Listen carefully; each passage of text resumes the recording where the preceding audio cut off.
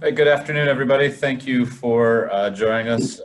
Good to see lots of familiar names joining us this afternoon for this webinar that's going to help us think about the PPP loan forgiveness and the new Flexibility Act. I'm Mike Baker. I'm with United Way of Greater Cincinnati, and really pleased to be able to provide these resources with you thanks to the generosity of Von Lehman and the coordination and leadership of the Pro Bono Partnership of Ohio. So just wanted to say a few words of welcome on behalf of United Way.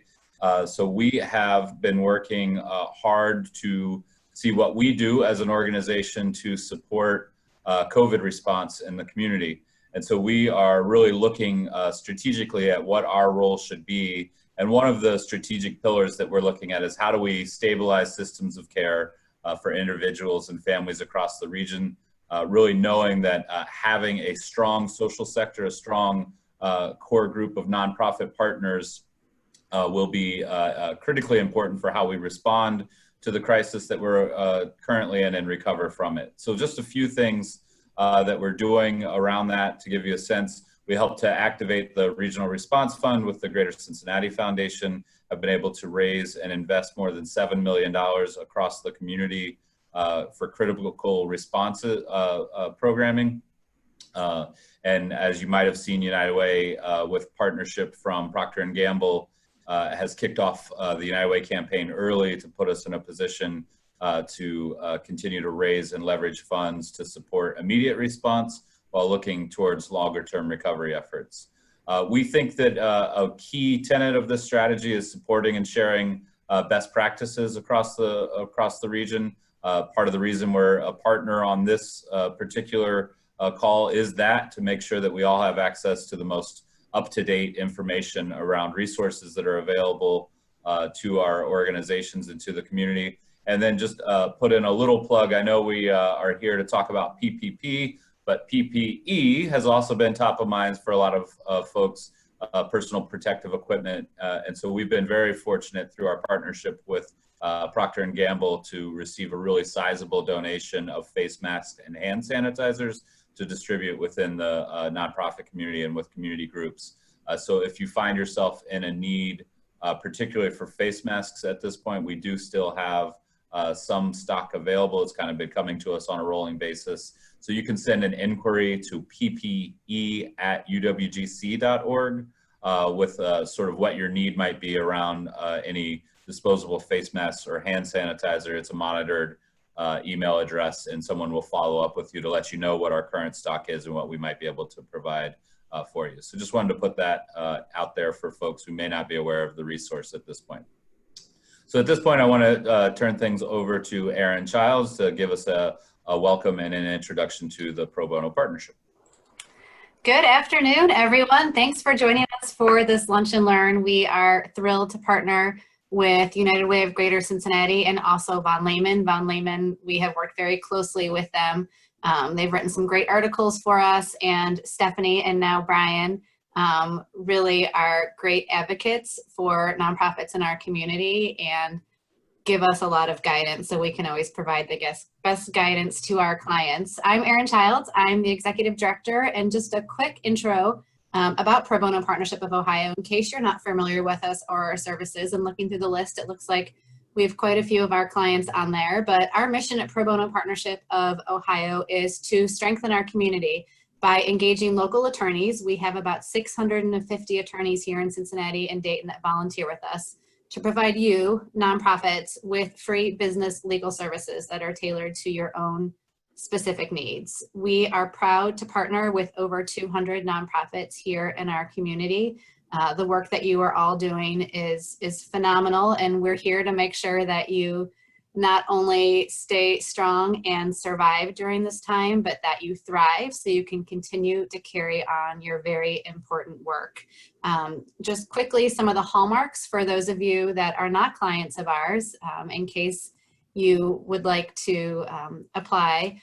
What we handle are all corporate foundational business basics. All the things that all big companies need in order to function well are things that we want to provide to those in our community. Right now we're doing a lot of employment work, a lot of corporate work, contract work, making sure everyone has appropriate waivers in place as they're opening back up their businesses.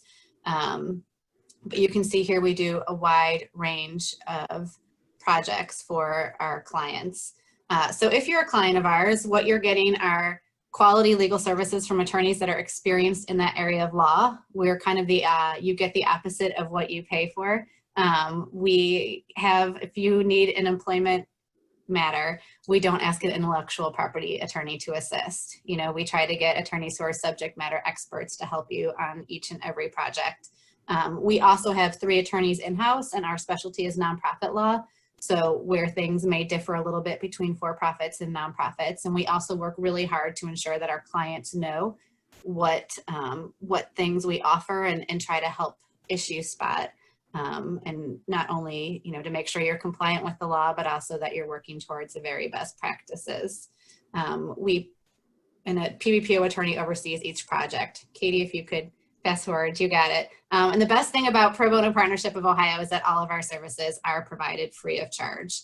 When COVID-19 hit our community, we really worked hard as an organization to be able to provide to our community answers to lots of questions. This paycheck protection loan is a perfect example.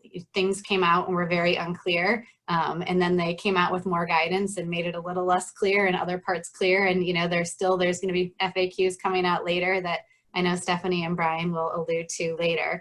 So we have offered lots of webinars and seminars for the community. This is a 2-part Lunch and Learn series. We have another one next week with an attorney from Thompson-Hein who is going to talk about returning to work post-quarantine, kind of employment issues and compliance. We also have been sending out weekly news alerts and updates. We've sent out more updates and news alerts since March than we sent in all of 2019, just because things have been changing so rapidly. We also have an employment helpline. There's lots of questions around the CARES Act and how it impacts nonprofits in the community. So if you're not already on our mailing list, I encourage you to email info@pppohio.org to get on our mailing list so you can get this information. And if you have any questions about anything, without further ado, I would love to introduce Stephanie and Brian, who are our 2 experts from Von Lehman. What they'll be talking about today is what they have been living and breathing for the past few months. I will be moderating the questions. As you can see, there's a Q&A here. They are going to be talking very fast, trying to cover a lot of information. So if you have questions just for clarity, I'll try to jump in, but I know depending on how fast they can talk, and I know Brian's from up north, so I feel like he's got it in him to talk really quickly. We'll have time for questions and answers, but I know they're also open for after today's webinar. So without further ado, take it away. Thanks, Erin. Thank you, Mike. Brian and I are thrilled to be here. My name is Stephanie Allgaier. I am the shareholder that oversees our nonprofit services group here at Von Lehman & Company, where we service nonprofits. We have around 225 or so, providing a multitude of services: audit, tax, client accounting services, general consulting, and obviously what falls under general consulting is right what we're going to talk about today. We've got a lot of stuff to cover, and I'll go ahead and let Brian introduce himself real quick. My name is Brian Pouch. I'm the tax principal in charge of our nonprofit tax services. I've dealt with exempt organizations for over 25 years. This is what I do on a full-time basis, so please don't ask me to do your individual return. You don't want that. But in regard to dealing with the different tax exempt organizations issues, that's something that we do at Von Lehman on a regular basis. So I'll let you go from there. Thanks, Brian. So, originally we had sent out the agenda for certain topics, and what we've had to do is alter that a little bit, just based on some things that were come out subsequent to when we released the agenda. But again, we are thrilled to go through everything that we think would be beneficial for you to hear today. We are thrilled to partner alongside the United Way and certainly Pro Bono Partnership of Ohio, which has been great for us to be able to introduce a lot of our clients to, but it's just nice to be able to partner with 2 great organizations that had the same support that we do for nonprofits in our community. But So we've got a jam-packed agenda today. We are gonna not necessarily fly through, but we are gonna go rather quickly. But feel free. Brian and I's contact information is at the bottom of the PowerPoint, and we will be sending this out to everybody along with the video as well. In case there's any clarification, or in case there's any questions that we can't get answered, we will make sure that those get answered. And anything that comes out, there will be some FAQs. We'll talk a little bit about that will probably come out. It'll probably be either during this presentation or around 5:00 p.m. on Friday, which the SBA is notorious for issuing their FAQs around that time. But we're going to go ahead and get started and jump right into the Paycheck Protection Program and where it goes from there. So just real quick, and these are some things just on the Paycheck Protection Program. Everybody is probably aware of all of this information. But just a quick background on where that was, just in case. It was obviously instituted through the CARES Act, which is a federal program, and provided loans through June 30th, 2020, up to $10 million at 1% interest. And it was based on some quantitative type things about the employees. They had to be residing in the U.S., maximum tangible net worth. May not have affected a lot of people, organizations that we're talking to today. But just in case you did meet those standards, there were other size rules that would be considered. The original intention of the PPP loan was just to help out and make sure that organizations could keep people employed. That was the main goal of it. You may recall a few weeks ago, maybe a month ago, that there was a big push to possibly return Paycheck Protection Program money that people received because they were in fear that the federal government may have found out that you didn't necessarily have the need for that. But, a big concern from us was to just reinstitute that original feeling that this is to keep people employed. We'll talk a little bit about that safe harbor as well. And obviously the PPP loan was based on 2.5 times the average monthly payroll costs. And as a lot of nonprofits, especially nonprofits that receive reimbursable type funding from other governmental agencies or pass-through agencies, the 2.5 times the payroll average for an 8-week period, when we talk about double dipping a little bit later on, was going to be very difficult to maximize the forgiveness that would go along with that. So the SBA issued obviously the forgiveness application on May 14th, and we'll talk about how that will most likely be reissued as a result of the Flexibility Act. But what it did was it just defined the covered period for 56 days from the loan funding. And as we talk about the Flexibility Act, there are some provisions of the original PPP of the CARES Act that you can still function under, but you'll have to make the best determination as to what will work. So it also provided for an alternative covered period for the 8-week period that you were selecting.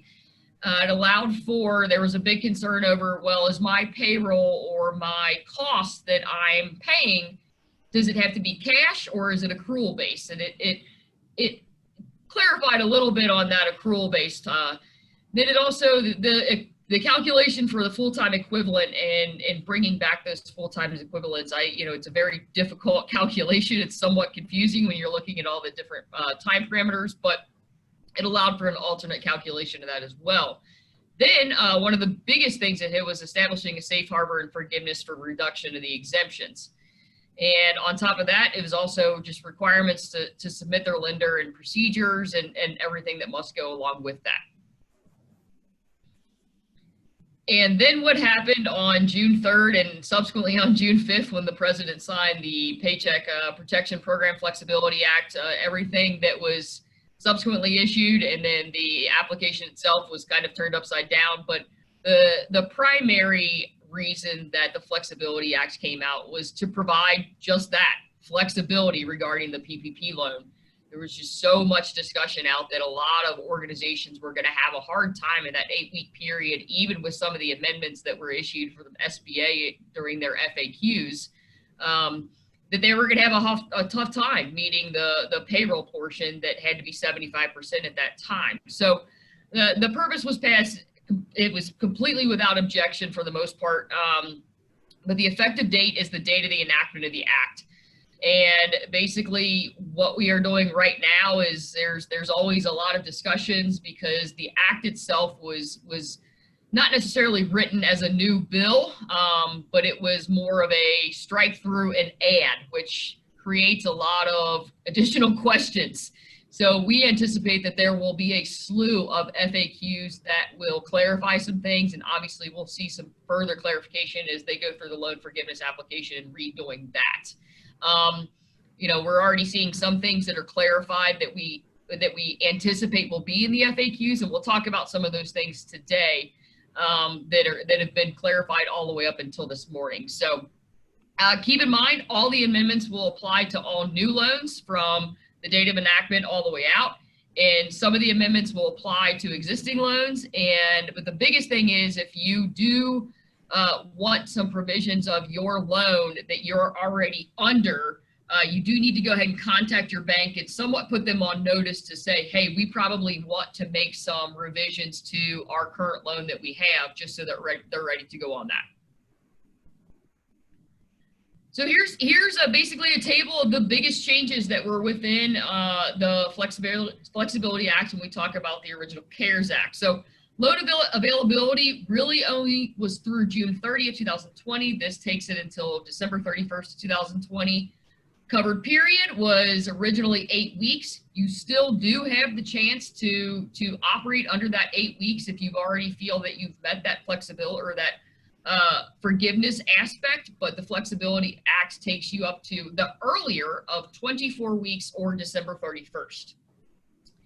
Payroll costs, the 75% of the total proceeds, and as we talked about, anybody, nonprofits especially, that, you know, for-profits were having a hard time meeting the 75, but when we talk about the idea of a nonprofit that receives money from other governmental agencies, it was very difficult to meet that 75% when we were thinking about the idea of making sure we weren't double dipping. So with the extension of a 24-week period, along with a reduction down to 60% of the total proceeds, it will be a much easier accomplishment, hopefully, for a lot of nonprofits.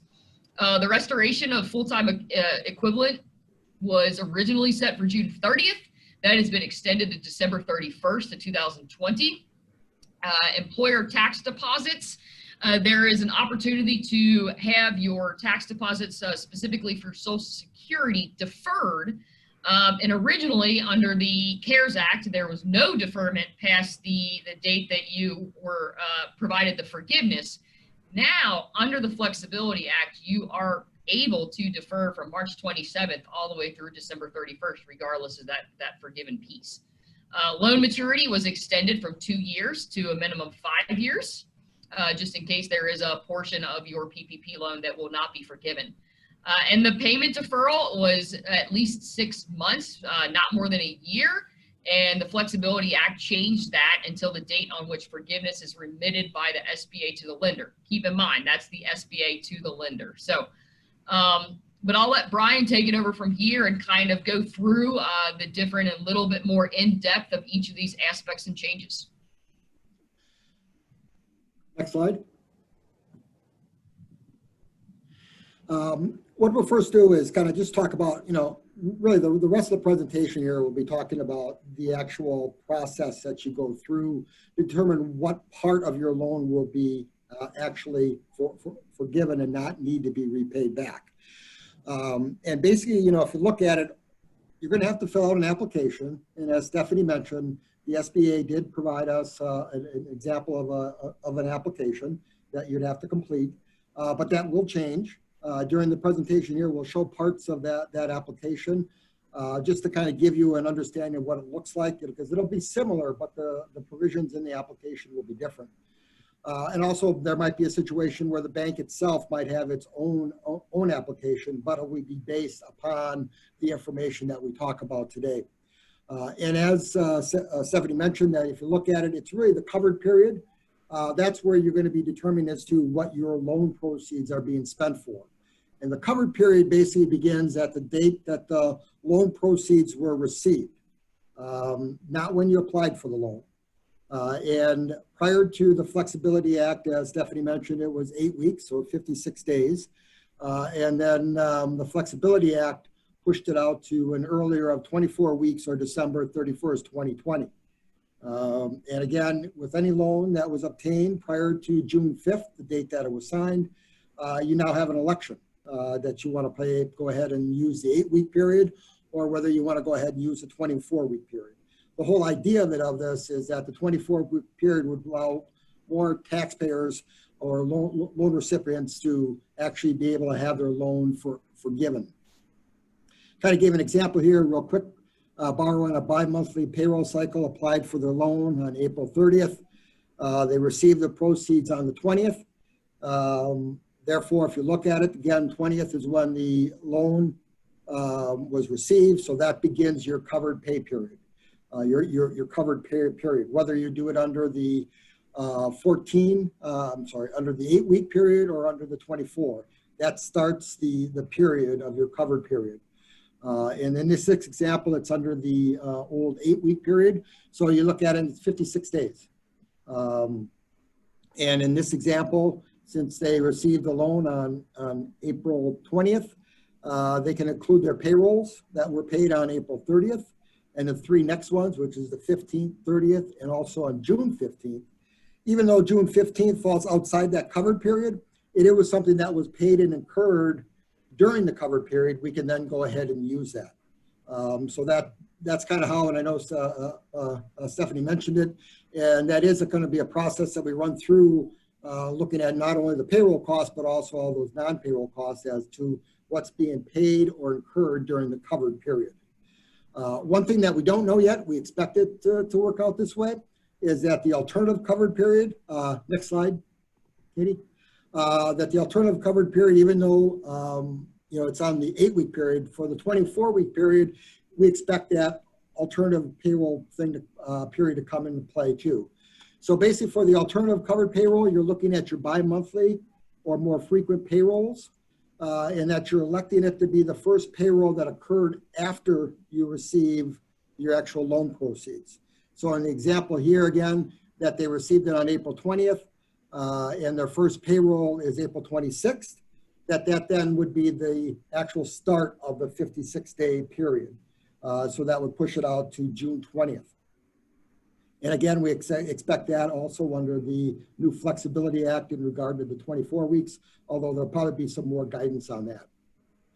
One of the things that when you look at the alternative payroll period, it's supposed to make it easier for people because it allows you to get your payrolls in. And what you have to just be a little bit cautious about is that when you're looking at your non-payroll costs, those amounts are still going to be done under your original covered period. So when you look at when you receive the note, no proceeds, that's going to be your period in calculating your non-payroll cost. Next slide. Again, what the goal is, if you look at it, what we'd like to do is to have 60% of those loan proceeds paid for payroll costs. If that happens, then the loan will be, forgiven. There won't be any other aspects in that regard. And if you don't receive total forgiveness, you will be left with a 5-year note at 1% interest. So in theory, it's not a bad deal. That even if you don't get to the full 60%, that you're now going to have a 1% interest rate loan for 5 years. One thing that the Flexibility Act did is that when it was first enacted and they went from the 75% to the 60%, there was some concern that there'd be more of a cliff scenario where if you didn't reach the 60%, there would be no loan forgiveness. That was clarified on Monday, and they provided an announcement and letting people know that there is going to be a gradual reduction in the loan. So in the example here on the very bottom, when you receive a $400,000 loan and your payroll costs total $232,000 or 58% of the total, your maximum forgiveness now will now be $386,000. It won't be zero. So that really would help you in regard to the loans and understanding that. So and the calculation is kind of done that. What you're really looking for is that 60% threshold amount. Now let's talk a little about the other 40%. This is the non-payroll cost. And you'll be able to use your mortgage interest and also any type of rent or lease payments on real or personal property. And these are all basically based on arrangements that were in force as of February 15th of 2020, basically when the pandemic started. And during your loan forgiveness process and the documentation that you will need to provide is that you're going to have to submit your mortgage documents. You're going to have to submit your lease documents. So that all kind of comes in play when you're looking at what you need to do. And I think when you're looking at your actual application itself, making sure you document everything is extremely important because it's going to be documentation, documentation, documentation. Next slide. Also payments for service for distribution of electricity, gas, water, transportation, telephone, internet access, anything that you had in service prior to February 15, 2020. Gas while driving for the organization will count based on some guidance that we received, but there is a little bit of uncertainty in regard to the word transportation. And I'm sure something will be coming out explaining a little bit more about what transportation is. And again, as we mentioned on the non-payroll cost, that it's always paid or incurred during the covered period. And the other thing to look at is, so you have your internet, say you have your internet and your cable TV at the same time. Well, your internet will count, your cable TV won't, but you can at least do some type of reasonable allocation.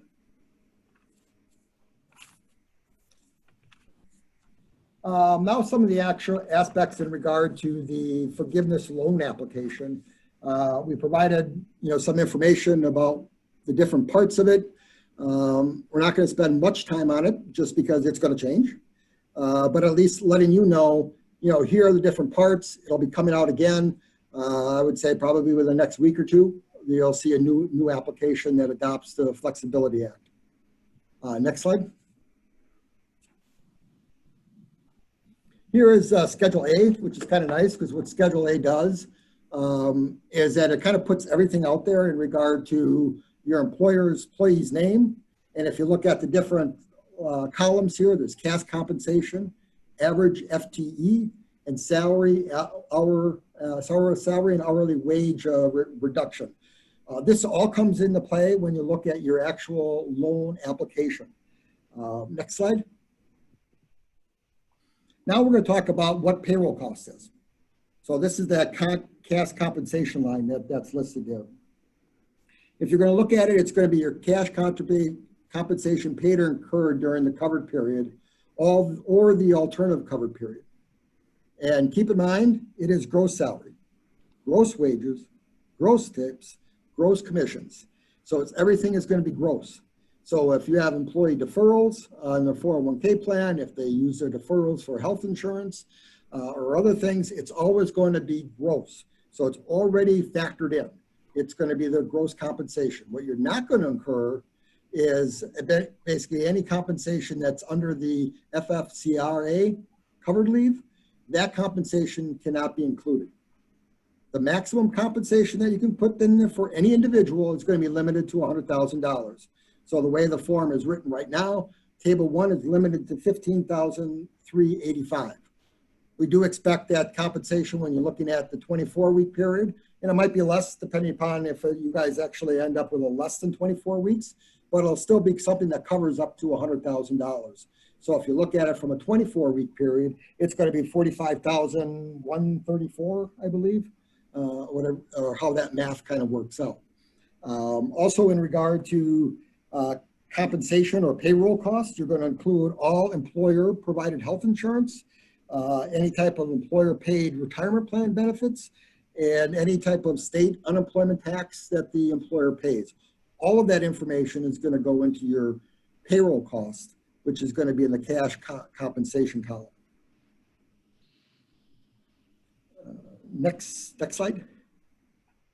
Now what we're going to do is we're going to kind of switch gears a little bit. And now that we talked about, if you look at it, we've got this application that we need to complete. We know what our non-payroll costs are, and that can be 40% of the loan proceeds. And then we have our payroll cost, which includes all of our compensation, gross wages, and all those other benefits that the employer pays. That's going to be the compensation side. So we want our loan to be 60% of that, total amount of paid toward the payroll costs. There are two aspects that actually reduce the amount of your loan forgiveness. And one of those is the full-time equivalent element. That's one of them. And the other one is going to be a wage reduction element. And we'll talk about each one of those, separately. So if you look at the average full-time equivalent, it's going to be done during your covered period and also your alternative covered period.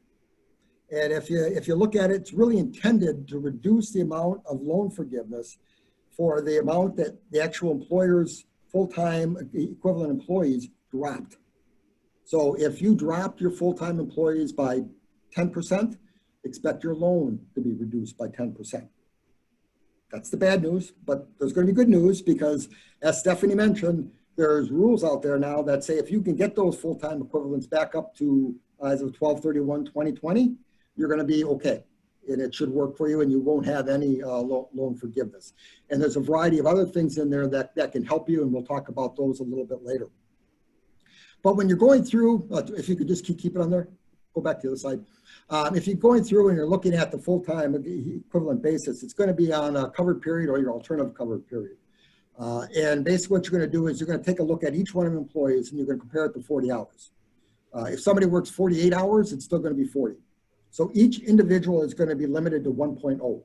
So when you're looking at basically these two aspects of looking at, how you're going to go about doing it, that's how it's going to be based. It's going to be based upon the equivalent of a full-time employee person. One of them is this way when you're looking at each individual hour.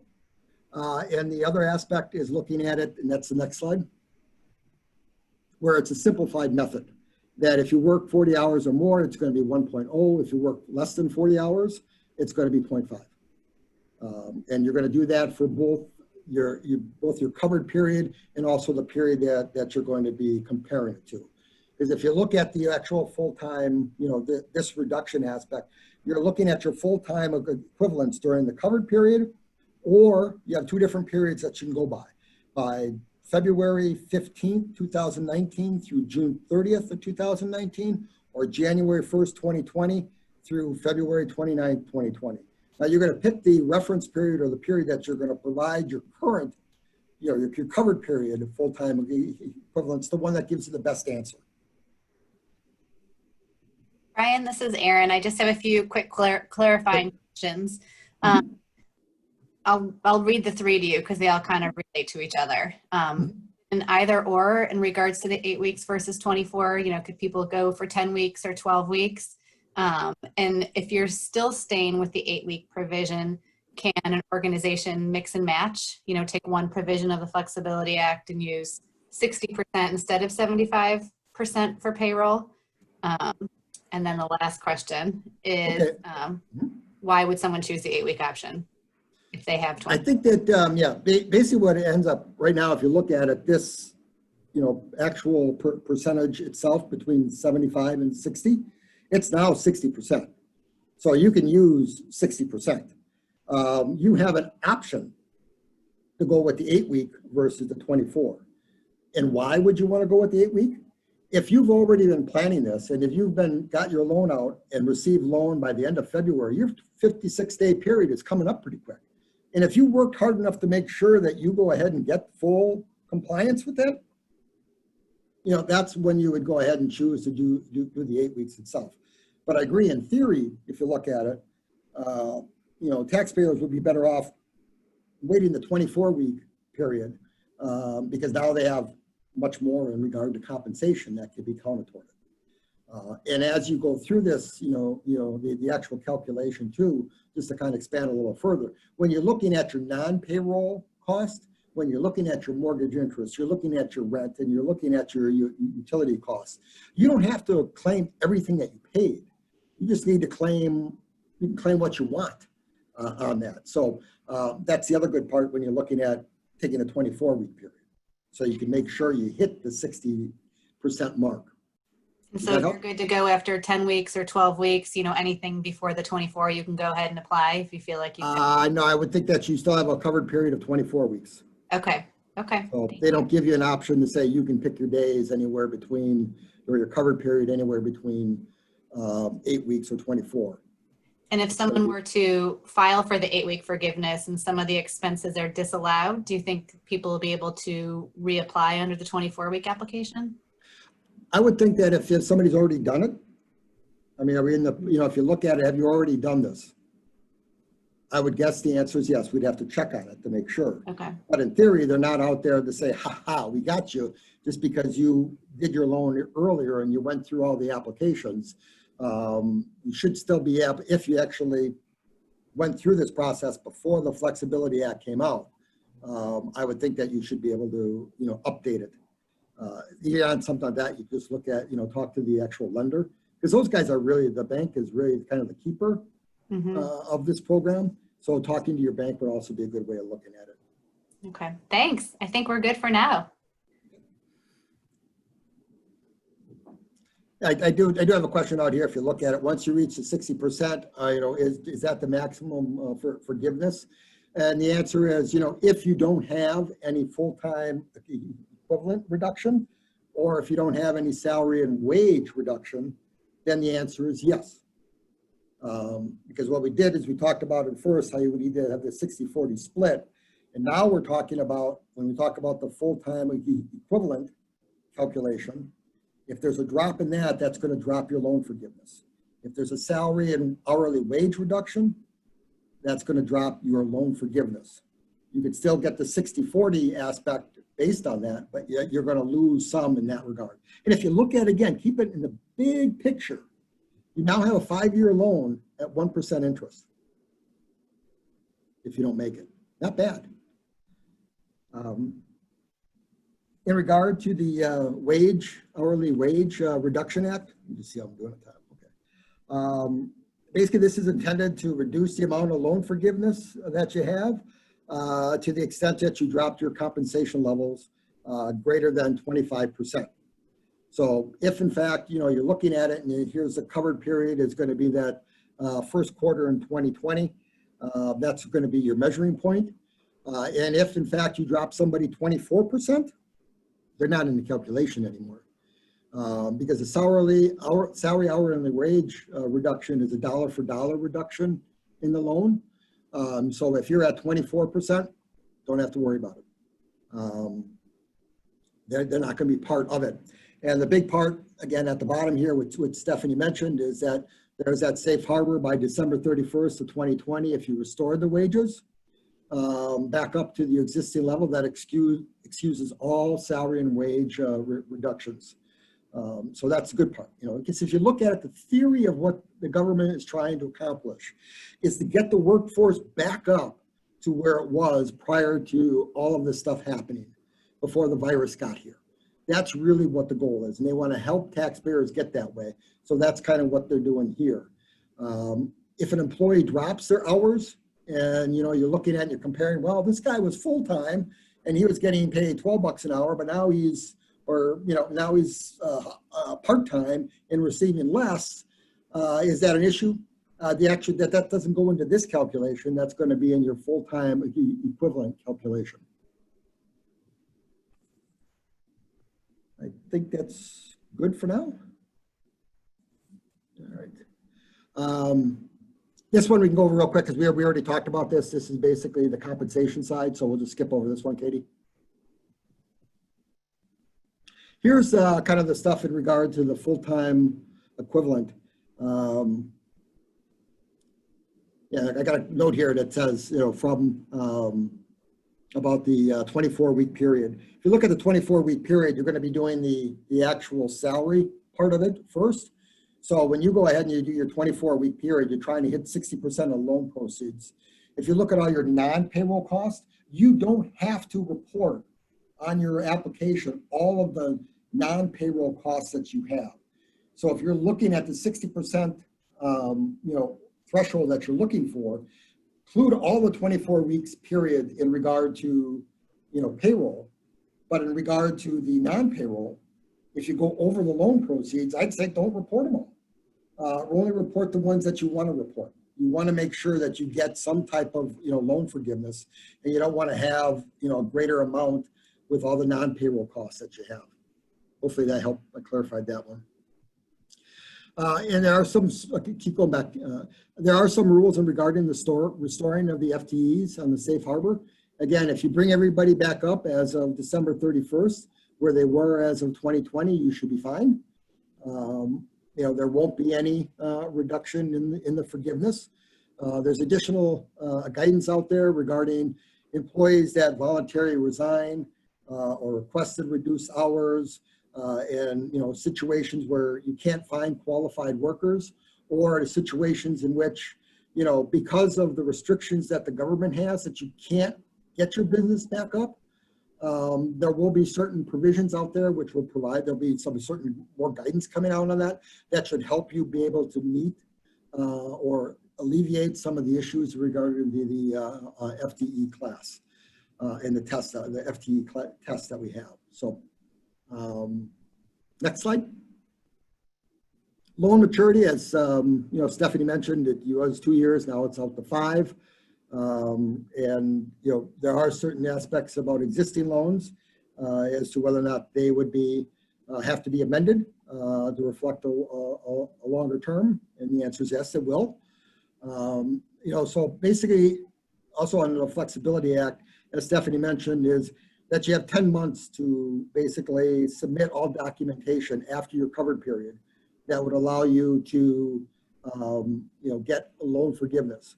And there isn't any guidance out there that if you did it for 10 months plus 1 day and that's when you did it, as to whether that would mean that you would get no forgiveness. So that's another aspect that's still out there. The next slide.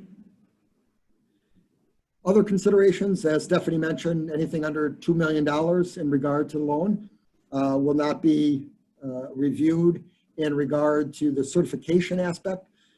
Did have a lot of, especially on the nonprofit side, did have a lot of people raise some concerns about the certification, and it kind of bothered them a little bit about potentially going to jail and under penalties of perjuries and that kind of stuff. But if it's under 2 million, it's going to be deemed to be okay, and that has that aspect won't be looked into. That doesn't mean that other aspects of the loan won't be looked into, but at least the certification it will not be looked into. Loans greater than 2 million, you're just going to have to prove that under current economic uncertainty, though, that you need this money for additional ongoing operations. They're going to look at your available lines of credits, your endowments. They're going to look at a variety of different things to see whether or not you actually needed the cash. Because if you had the Harvard school there that applied for it that had, I don't know, billions of dollars in their endowment, then they talked about, hey, you better return that money. So basically, the good faith certification is only for loans greater than 2 million. If anybody has concerns about that, please contact us and we can talk about it. The next slide. Payroll tax deferral, again, as Stephanie mentioned, that the employee deferrals now could be stretched out longer and you can take more advantage of it. Under the old rules, basically once your loan was forgiven, you could no longer participate in this program. Now you can go all the way out, as Stephanie mentioned, out to December 31st of 2020. The deferred deposits are listed on the bottom of the slide here. Next slide. Outstanding questions that we have. Basically, this all deals with the Flexibility Act as to what's going to happen. And I'll let you guys go ahead and read it as to what it all means. Again, it's just something that we anticipate that there's going to be further guidance on. And SBA is going to have to adjust all their FAQs, loan forgiveness applications, all that aspects. So sorry, but this is a real quick run through as to what it all means. And as Aaron mentioned, both Stephanie and I will take emails, phone calls. Just don't want you guys thinking that you're left out there, not being able to talk to somebody. If you heard some information that's different than what Stephanie and I talked about, call us and let's clarify it. Let's work our way through it to make sure that you guys are in the best situation that you can and that you can get the maximum forgiveness that is out there. So please, feel free to reach out to us. Right, Stephanie? Yeah, so we just want to go over a couple more things, and I'll go through these pretty quickly because we do have quite a few questions that we want to try to get to. But again, on the questions, if we don't get to them, we'll make sure that we get those answers out. So just some quick reminders that, you know, we're very focused on the PPP loan and the forgiveness and everything that goes along with that. But there are some additional things on the back end once we get the money that we need to be cognizant about, or just some questions that we know that we've had from some people. So one thing is that when we're looking at federal funds and federal expenditures, that they have clarified that any funds received from the PPP loans that were provided under 7A will not be subject to the Uniform Guidance single audit requirements. So when you're figuring out as a nonprofit, when you're doing your schedule of expenditures of federal awards, that the PPP loan will not be included when you are putting that together. However, if you are an organization that did apply and receive economic injury disaster loans, we did not talk about this today, but those are the EIDL loans. Since those are administered directly from the Small Business Administration, the SBA, the federal government is including those on the schedule of expenditures of federal awards, and they are considered under the Uniform Guidance to be a federal program. So if you have never in the past been subject to a single audit, and all of a sudden you have an EIDL loan that has put you over that threshold, you will be looking at a single audit for that year. The secondary thing for single audits, in case you do have one and you're aware of the requirements under the Uniform Guidance, you generally have 9 months after the date of, so if you're a December year end, you have 9 months to submit to the Federal Clearinghouse, or the earlier of that 9 months, or 30 days after your financial statements are actually issued or available to be issued. So there's been an automatic 6-month extension as of March 20th for the data collection form, and that currently, they might extend this even more, but that extension goes for anything that wasn't filed as of March 20th all the way through June 30th year end. So that's a lot of you that's coming up very shortly for your single audit, that you'll have an automatic 6-month extension on filing that data collection form. Not that you have to take it, they are still accepting collection forms right now. So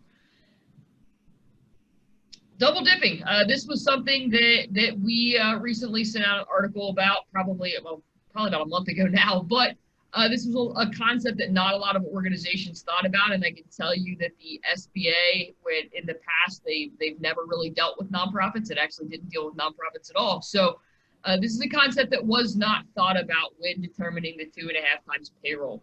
That there were a lot of organizations on the nonprofit side that were going to have a hard time with the concept of double dipping and making sure that they were not double dipping on a loan that was based on 2.5 times payroll for an 8-week period. So basically, the overall premise is a reminder is that you cannot be paid twice for the same incurred costs by a governmental agency. So expenses that are incurred under cost reimbursement or expense reimbursement, and this is payroll and your other costs, if they are reimbursed, cannot be claimed as an eligible expense for the PPP loan forgiveness. This is I think that the nonprofit industry probably benefited from the 24-week process and the 60% payroll costs, because this double dipping became a huge issue. And it is not just on cost reimbursement contracts, but it is also on when you talk about fee for service. Maybe you receive a Medicaid, or you get, you serve so many people in a certain period of time, and you get this amount of money for those people. You really need to be thinking about putting pen to paper on some calculations on making sure that you're not double dipping. And we'd be more than happy to take a look at and have some conversations around that. So it's a huge, the extension of the covered period and the 60% is just a massive new example of why this is really going to work for governmental funding agencies or pass-through agencies. This is more about the fee-based programs and everything, but again, fee-based programs, remember, if you have covered tuition that's provided by a federal or state agency, and this includes local agencies, along with also too, if you receive governmental funding that's passed through a nonprofit, that is still considered federal funds or governmental funds. And then, the biggest and the hardest thing we'll do is, if you do have a fee-based program, is to figure out that methodology and that calculation. But I don't think a lot of people will be taking a look at these too difficult, especially if you're under the $2 million and you're in the safe harbor for. But you know, it's really the best thing to do is just to be able to determine a methodology, stick with it, and be able to articulate that methodology and your mindset on the calculation that you did to make sure that you're not double dipping. So revenue recognition under GAAP, for those of you that prepare GAAP financial statements, and a lot of you are June 30th year ends there. Right now is the biggest problem that we have in the financial statement world. I don't operate too much in the tax world. I let Brian do all of that. But the idea is that right now, there is not really a governing body in the world of accounting that has come out and kind of made that final determination as to how we are going to include these loans, these funds, footnotes, everything that goes along with GAAP. And there are quite the arguments out there, if you can believe that, on blogs and everything, discussion boards centered around how to record the loans. Right now, we're looking at the possibility that that's going to be different for the for-profit world versus the nonprofit world. And I don't want to spend a lot of time because I know we have a couple questions that I want Brian to tackle, but this is where this is now for about 75 to 80% of the firms that are out there, the organizations out there. I anticipate some clarification will come down. Basically, what the industry is saying, that this is not a loan for any nonprofits until it is determined to be a loan. That would be after you submit for forgiveness. So if you are under GAAP and you are trying to do your 6/30/2020 statements, the very first thing is this is a conditional revenue because there is a barrier. They've told you what expenses you have to do. You know, the 60%, everything that goes along with that. And there's also a right of return. So it's conditional. So the moment that you receive the funds, it should be recorded as an advance or a deferred revenue. There's a huge discrepancy out in the industry right now as to when to release those funds into revenue. Some are saying that you're not going to release them until the end. Some are saying that you can release them as you incur those expenses, but you also have the FTE that comes at the end of the 24 June 3rd or December 30th. So it is it's a hot topic right now, and we'll be clarifying this over probably in the next 3 weeks as we start to see governing bodies start to pen to paper what these requirements are going to be. There will be some additional footnotes that go along with that, and keep in mind that just submitting for, just when we talk about barriers, just submitting for forgiveness alone is more of an administrative type function. It's not necessarily a barrier for how to spend that money. So keep an eye out on revenue recognition for nonprofits. We'll be sending something out soon. And this will be basically ever changing. So right now, the theory is, and this is actually different than it was probably about a month and a half ago, that this is not a loan, first and foremost for nonprofits. It's deferred revenue, and it's going to follow ASC 958-605, which is grants and contributions. So Katie, can you flip to the next slide for me? And this just goes through, and I'll give you the opportunity to read this on your own, but it kind of explains a little bit more about the theory behind how to calculate everything that goes along with what they're saying right now, keeping in mind that this could change as more people are looking into it. And one other thing too, just if you don't mind, if I just could interrupt a little bit, in regard to, you know, the loans being forgiven, right now the IRS has not ruled on it. If you're looking at the public support test, that all you guys have to do as a charity as to whether or not you're a 509A1 or under 509A2, going through your 1/3 support test. They haven't actually ruled on it yet, but in theory, if it's going to be considered a government grant, you would think that it would be included as a contribution, which would be a plus for you, because that would be included in the numerator and also in the denominator of your public support test. But the IRS realizes it's out there. I was part of a group on Monday where the practitioners across the country, along with the IRS, met and talked about different issues. And this issue came up as to, you know, when is the IRS going to come and talk about it? And they said, yeah, we know. So we'll see. I'm sure it's coming soon.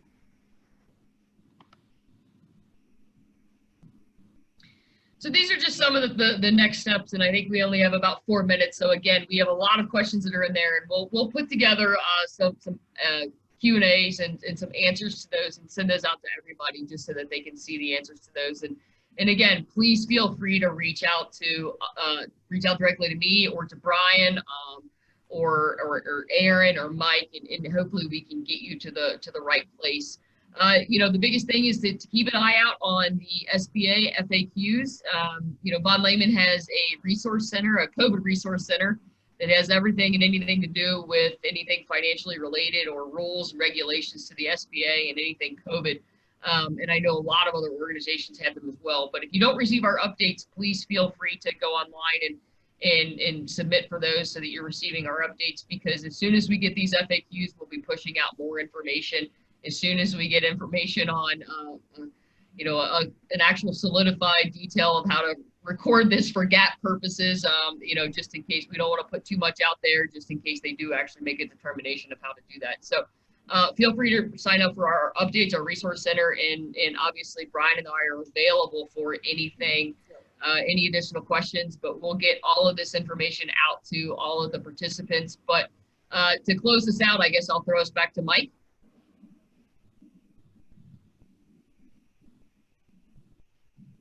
This is Erin, really quick. Everyone who signed up today, will send out the link to today's PowerPoint, and as well as a Q&A that Stephanie and Brian just so awesomely offered to put together for us. So Mike, to you.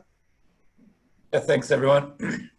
So again, special thank you to Stephanie, Brian, and Katie, who helped pull together the content and make sure we could provide this to you, and to Erin and the Pro Bono Partnership for their leadership in ensuring that we have opportunities to share with our nonprofit community best practices across all of this, you know, unknowable territory for very many of us. So thanks to everyone who attended, and as Erin said, we'll get you access to the links to have access to this information. So thanks again, everyone, and we look forward to seeing many of you again next week for the second half of our series, looking at some of the return to work practices and policies to support our nonprofit community. Thanks so much, everyone. Thank you.